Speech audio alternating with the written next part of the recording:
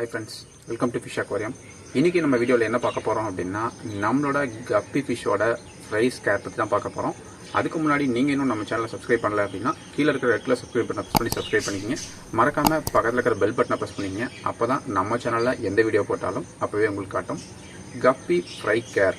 So இந்த கப்பி fry care வந்து ஆல்ரெடி நம்ம கப்பி வந்து ப்ரீடிங் பண்ணியிருந்தோம். ஸோ அதோட ஃப்ரைஸோட அப்டேட் எல்லாமே வந்து நான் ஆல்ரெடி வீடியோஸ் போட்டிருக்கேன். நீங்கள் இன்னும் அந்த வீடியோஸை பார்க்கல அப்படின்னா நம்ம சேனலில் போய் செக் பண்ணி பாருங்கள். அந்த வீடியோஸை பார்த்துட்டு வந்து இந்த வீடியோ பார்த்தீங்க அப்படின்னா உங்களுக்கு ரொம்ப யூஸ்ஃபுல்லாக இருக்கும்.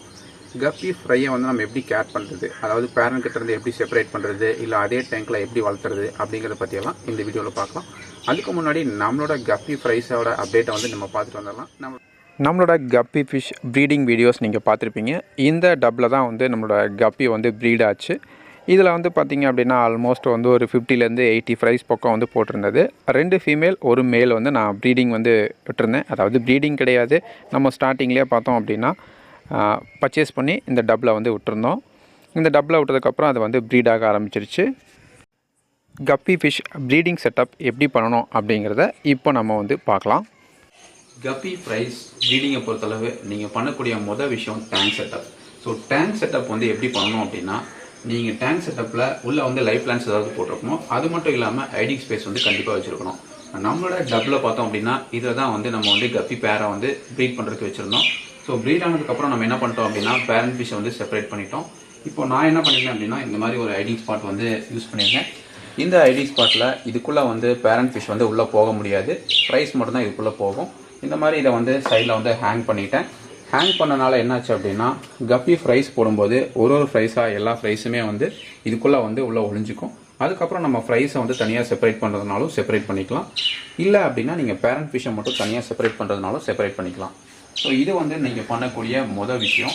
ஸோ அடுத்த விஷயம் பார்த்தீங்க அப்படின்னா ப்ரீடிங்கை பொறுத்தளவு ப்ரீடிங் ஆனதுக்கப்புறம் நீங்கள் ஃப்ரைஸை மட்டும் தனியாக செப்பரேட் பண்ணுறீங்க அப்படின்னா சேம் இதே வாட்டர் இல்லைன்னா ஏஜ் வாட்டர் இது ரெண்டையுமே எடுத்து நீங்கள் தனியாக வச்சுட்டு ஃப்ரைஸை மட்டும் எடுத்து தனியாக அந்த டப்ளியோ இல்லை டேங்க்லேயோ வந்து நீங்கள் ஆட் பண்ணணும்.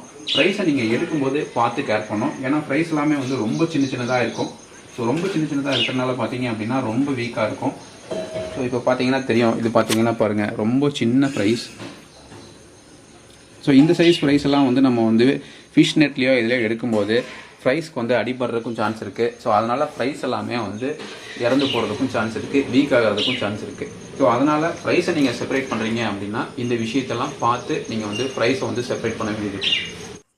கப்பியை பொறுத்தளவு ப்ரீடிங் டைம் அப்படிங்கிறது 30லேருந்து 40 நாளுக்குள்ளே வந்து ப்ரீட் ஆகும். இது வந்து டைரெக்டாக குட்டியாக போடுறதுனால நமக்கு பெருசாக மெயின்டெனன்ஸ் அப்படிங்கிற விஷயம் எதுவுமே இருக்காது. உங்களோட டேங்க் செட்டப் கரெக்டாக பண்ணிட்டீங்க அப்படின்னாலே போதுமானதாக இருக்கும். உங்கள் டேங்க்கில் லைவ் பிளான்ஸ் ஏதாவது வந்து நீங்கள் வைக்கிறீங்க அப்படின்னா அதில் வரக்கூடிய ஆல்கேஸ் இது எல்லாமே வந்து அந்த ஃப்ரைஸ் வந்து சாப்பிட்றோம். அது மட்டும் இல்லாமல் நீங்கள் ஃபீடிங் அப்படிங்கிற ஒரு விஷயம் கொடுக்குறீங்க அப்படின்னா நார்மல் உங்கள்கிட்ட இருக்கிற பெல்லட்ஸையே வந்து நீங்கள் வந்து பவுடர் பண்ணி கொடுத்தீங்க அப்படின்னாலே வந்து போதுமானதாக இருக்கும். நம்ம பார்த்தோம் அப்படின்னா ஃபுல் ரெட்.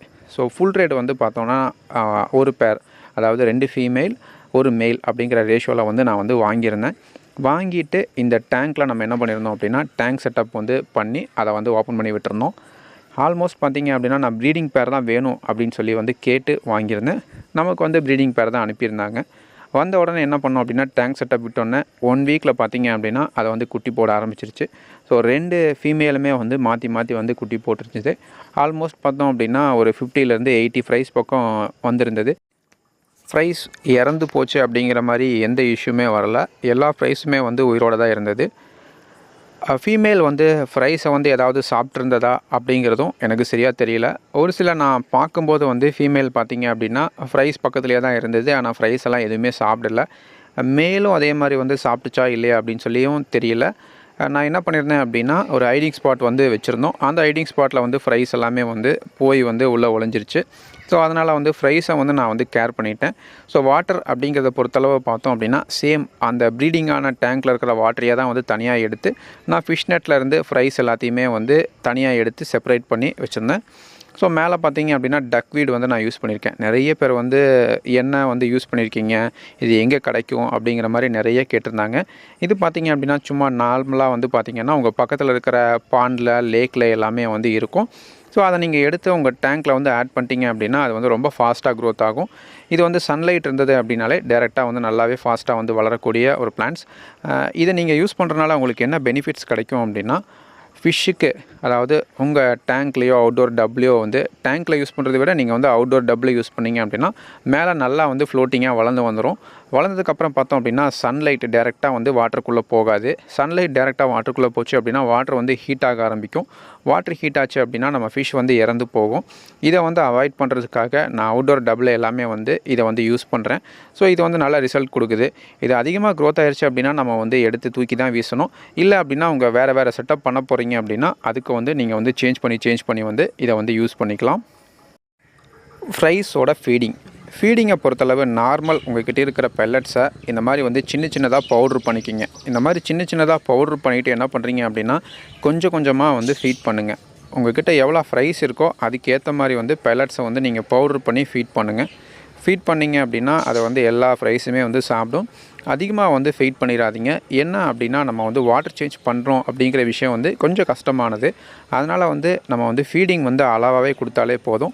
நான் என்ன பண்ணுறேன் அப்படின்னா என்னோடய ஃப்ரைஸ்க்கு வந்து 1 டேக்கு 2 டைம்ஸ் தான் வந்து ஃபீட் பண்ணுறேன். இப்போ நீங்கள் பார்த்தீங்கல்ல இந்த அளவு பெல்லட்ஸ் தான் வந்து பவுட்ரு பண்ணி ஆல்மோஸ்ட் வந்து ஒரு 5லேருந்து 6 பெல்லட்ஸ், அதாவது மீடியம் சைஸ் பெல்லட் வந்து ஸ்மால் சைஸ் பெல்லட் வந்து நான் வந்து ஒரு 5லேருந்து 6 பெல்லட்ஸை வந்து பவுட்ரு பண்ணி அதை வந்து ஃபீட் பண்ணுறேன். நார்மல் பெல்லட்ஸ் தான்.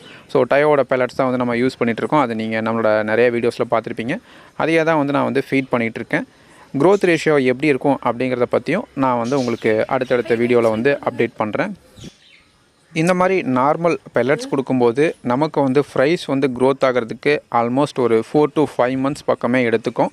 நம்ம ஆல்ரெடி வந்து ப்ரீட் பண்ணியிருந்ததில் நம்மளோட ஃப்ரைஸ்க்கு வந்து சேம் இந்த பெல்லட்ஸை பவுட்ரு பண்ணி கொடுத்ததில் ஒரு 4லேருந்து 5 மாதம் இல்லை 6 மாதமே வந்து ஒரு அடல்ட் சைஸ் வர்றதுக்கு வந்து ஆயிருக்கு. இது மட்டும் இல்லாமல் நீங்கள் வந்து லைவ் ஃபீடிங் மொய்னாவோ இல்லை டாஃப்னியாவோ அந்த மாதிரி வந்து லைவ் ஃபீடிங் வந்து நீங்கள் இடையில கொடுக்குறீங்க அப்படின்னா வந்து இன்னும் ஒரு 3 to 4 monthsலேயே வந்து ஒரு நல்ல அடல்ட் சைஸ் வந்துடும். நான் என்ன பண்ணுவேன் அப்படின்னா நம்ம அந்த மாதிரி வந்து அடல்ட் சைஸ் வரணும் அப்படின்னு நினைக்கிறோம் அப்படின்னா இந்த ஃப்ரைஸ் எல்லாம் என்ன பண்ணுவேன் அப்படின்னா இன்னும் பெரிய கண்டெய்னர் இருக்குது. ஸோ நம்மளோட ஒரு ட்ரம் இருக்குது. ஸோ அந்த ட்ரம் செட்டப்புக்கு வந்து நான் சேஞ்ச் பண்ணிடுவேன். சேஞ்ச் பண்ணிவிட்டு வீக்லி, அதாவது மந்த்லி 2 times வந்து பார்த்திங்க அப்படின்னா ட்ரை வார்ம்ஸை வந்து பவுட்ரு பண்ணி அதை வந்து ஃபீட் பண்ணுவேன். ட்ரை வார்ம்ஸ் வந்து ஒரு சின்ன பாக்ஸ்லேயே வந்து ஒரு 70 rupeesக்கு வந்து கிடைக்கிது. அதை வந்து வாங்கி அதை வந்து கொஞ்சமாக வந்து ஃபீட் பண்ணிடுவேன். ஸோ அதை சாப்பிட்றனால பார்த்திங்க அப்படின்னா அந்த ஃபிஷ்ஷுக்கு எல்லாமே வந்து ஃப்ரைஸ்க்கு வந்து ப்ரோட்டீன் லெவல் அதிகமாக கிடைக்கிறதுனால நல்லா ஃபாஸ்ட்டாக க்ரோத் ஆகும். ஸோ கலரேஷன் நல்லாயிருக்கும். இது மட்டும் இல்லாமல் இந்த ஆல்கே எல்லாமே சாப்பிடும். ஸோ ஆல்கே எல்லாமே அது வந்து சாப்பிட்டுட்டு இருக்கிறனாலையும் கலரேஷனுமே வந்து இன்க்ரீஸ் ஆகும். ஃபீடிங் அப்படிங்கிற பொறுத்தளவு நான் இந்த மாதிரி தான் வந்து ஃபீடிங் வந்து பண்ணிகிட்ருக்கேன். ஸோ ஃபீடிங்கில் வந்து பெருசாக எந்த வெரைட்டிலையுமே வந்து நான் ஃபீடிங் வந்து கொடுக்கல. நார்மலாக தான் வந்து ஃபீடிங் வந்து கொடுத்துட்ருக்கேன். வேறு நீங்கள் கப்பி ஃப்ரை கேர் அப்படின்னா ஸ்பெஷலாக நீங்கள் எந்த கேரும் பண்ண தேவை இருக்காது. அடுத்த விஷயம் நம்ம பார்க்கக்கூடியது water change. So water change பார்த்திங்க அப்படின்னா இப்போ நீங்கள் பார்த்துட்ருக்கிற இந்த சைஸ்லாம் நான் வந்து வாட்டர் சேஞ்ச் வந்து பண்ணுறதில்ல. ஸோ நம்ம வாட்டர் சேஞ்ச் வந்து எப்போ பண்ண போகிறோம் அப்படின்னா மேக்ஸிமம் நான் வந்து 1 month கழிச்சு தான் வந்து வாட்டர் சேஞ்சே வந்து ட்ரை பண்ணுவேன். மேக்ஸிமம் வந்து வாட்டர் சேஞ்ச் பண்ணாமல் இருக்கிறது பெட்டர்.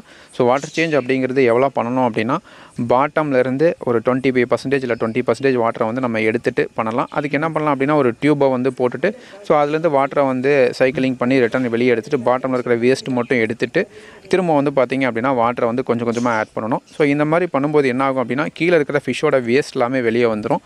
என்ன அப்படின்னா அந்த வேஸ்ட்டில் இருக்கிற அமோனியா வந்து நம்ம டப்பில் இருக்கிற வாட்டரில் மிக்ஸ் ஆச்சு அப்படின்னா வாட்டரில் ஆக்சிஜன் லெவல் கம்மியாச்சு அப்படின்னா ஒரு ஃப்ரைஸாக வந்து இறந்துட்டு வர்றதுக்கும் சான்ஸ் இருக்குது. நிறைய பேர் வந்து நீங்கள் வந்து ப்ரீட் பண்ணுறீங்க. ஸோ ப்ரீட் பண்ணதுக்கப்புறம் ஃப்ரைஸை வந்து எப்படி கேர் பண்ணணும் அப்படிங்கிறது வந்து தெரியாமல் இருக்கீங்க. ஸோ கப்பி ஃப்ரைஸை பொறுத்தளவு கேரிங் வந்து ரொம்ப ஈஸியான விஷயம். ஸோ ப்ரீட் பண்ணி நீங்கள் பேரண்ட்கிட்டேருந்து ஃபிஷ்ஷை வந்து பிரித்து எடுக்கிறீங்க இல்லை வந்து பேரண்ட்டோட டேங்க்லேயே வளர்த்துறீங்க அப்படின்னா எப்படி வளர்த்தணும் அப்படிங்கிறத நீங்கள் தெரிஞ்சுக்கிட்டு பண்ணிங்க அப்படின்னா கண்டிப்பாக ஒரு ஃப்ரைஸ் கூட இறக்காமல் நீங்கள் வந்து காப்பாற்றலாம். அந்த விஷயம் நீங்கள் தெரியாமல் பண்ணுறனால தான் உங்களுக்கு வந்து ஃப்ரைஸ் எல்லாமே இறக்குது. முடிஞ்சளவு நீங்கள் செப்பரேட் பண்ணுறீங்க அப்படின்னா சேம் அதே வாட்டரை எடுத்து ஃப்ரைஸை வந்து அதே வாட்டரில் வந்து விடுங்க. ஸோ கண்டிப்பாக வந்து எந்த ஃப்ரைஸும் வந்து உங்களுக்கு இறக்கவே இருக்காது. ஸோ கப்பி மட்டும் கிடையாது, நீங்கள் எந்த ப்ரீடிங் பண்ணுறீங்க அப்படின்னாலும் இதை வந்து ஃபாலோ பண்ணிங்க அப்படின்னா கண்டிப்பாக வந்து ப்ரைஸ் வந்து எதுவுமே வந்து இமீடியட்டாக வந்து உங்களுக்கு இறக்காது. ஸோ நீங்கள் இதை ட்ரை பண்ணி பாருங்கள். ட்ரை பண்ணி பார்த்துட்டு ஸோ உங்களுக்கு பெட்டர் ரிசல்ட் கிடச்சிது அப்படின்னா இந்த வீடியோ கீழே கமெண்ட் பண்ணுங்கள். நம்மளோட கப்பி ப்ரைஸ் வந்து இந்தளவு க்ரோத் ஆகிருக்கு. இதோட வீடியோ வந்து நான் அப்டேட் பண்ணியிருக்கேன். இது மட்டும் இல்லாமல் இன்னும் வந்து 1 மந்த் இல்லை 2 மந்த்ஸில் இதோட க்ரோத் ரேஷியோவை வந்து நான் அப்டேட் பண்ணுறேன். இதில் பார்த்தீங்க அப்படின்னா இந்த பேட்சில் வந்து நான் வந்து வெறும் ஃபீடிங் பொறுத்தளவு பார்த்திங்கன்னா நார்மல் பெல்லட்ஸ் மட்டும் தான் கொடுத்து க்ரோத் பண்ணிகிட்ருக்கேன். ஸோ அடுத்த பேட்ச் பார்த்திங்க அப்படின்னா வேறு ஒரு வெரைட்டிஸ் இருக்குது. ஸோ அதோட அன்பாக்சிங் வீடியோஸும் நீங்கள் பார்த்துருப்பீங்க. அதுக்கு பார்த்திங்க அப்படின்னா வெறும் லைவ் ஃபீடிங் மட்டுமே கொடுத்து க்ரோத் பண்ணி நான் வந்து அதோட அப்டேட்டும் உங்களுக்கு வந்து வீடியோ போடுறேன். ஸோ நீங்கள் வந்து இப்போ தான் நம்ம சேனலில் இந்த வீடியோவை ஃபஸ்ட் டைம் பார்க்குறீங்க அப்படின்னா மறக்காமல் சப்ஸ்கிரைப் பண்ணிக்கிங்க. ஸோ அப்போ தான் நம்ம சேனலில் வரக்கூடிய ஒரு வீடியோஸும் கண்டினியூஸாக நீங்கள் பார்க்க வேண்டியது இருக்கும். ஸோ இது மாதிரி இன்னும் நிறைய வீடியோஸ் உங்களுக்கு வேணும் அப்படின்னா மறக்காமல் சப்ஸ்கிரைப் பண்ணிக்கிங்க. ஸோ இந்த வீடியோ உங்களுக்கு பிடிச்சிருந்தது அப்படின்னா லைக் பண்ணுங்கள், ஷேர் பண்ணுங்கள், சப்ஸ்கிரைப் பண்ணுங்கள். தேங்க்யூ ஃபார் வாட்சிங்.